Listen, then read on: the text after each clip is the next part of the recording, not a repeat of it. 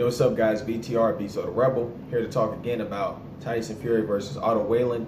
I think this is a good example of what happens in the sport when a top flight heavyweight or top flight fighter gets to face off against a guy who's hungry, wants to bring it. Obviously, Tyson Fury won easy in terms of the scorecards, but visually, optics-wise, it's a very difficult fight, very ugly fight in terms of having a tough day at the office for Tyson Fury.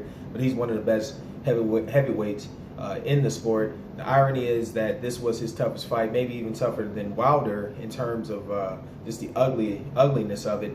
Because I remember when I first watched the Wilder fight, I thought it was a little closer than what it was, and then I got a chance to rewatch it again, and I thought Tyson Fury won that pretty handily outside of the 2 rounds, and maybe you can give another round or two to Wilder, but regardless of the point of that fact, he gets to move on and face Wilder February 22nd, which is ironically my birthday. So it's going to be a great day. It's going to be my birthday, which is the biggest event that day, of course. But Tyson Fury is a good example of knowing how to use that range, knowing how to use that height. And I think he has a chance to be somewhat of a Mayweather type figure in the heavyweight division in terms of being able to disable an opponent, their strongest weapon. But I'll tell you one thing, I think this right now we're in a very interesting standpoint, very interesting time in heavyweight history, because this is kind of reminiscent of 91, 92 when we had Tyson, Riddick Bowe, Vander Holyfield, Lennox Lewis,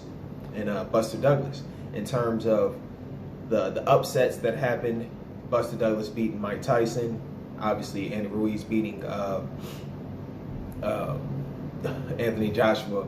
And but the difference is between Andy Ruiz and Buster Douglas is that when Buster gained that weight and fought Holyfield, his flabbiness was an indication of his training and his hard work, whereas Andy Ruiz, his body, his physique is not an indication that he's not disciplined and ready to take on the challenge. I think he would provide a very tough matchup for Tyson Fury because of the fact that he's an end fighter, because of the fact that he gets a little rough and rugged in there. But I think, once again, you want to find out who's the best fighter on the planet, because obviously we constantly talk about pound for pound this, pound for pound that, but the best boxer on the planet is always going to be a heavyweight. So we get a chance to see Tyson Fury, Wilder, Ruiz, Anthony Joshua. Hopefully that's the final 4. Those are the guys you want to see. We're gonna get a chance to see what Wilder does in a rematch with Luis Ortiz.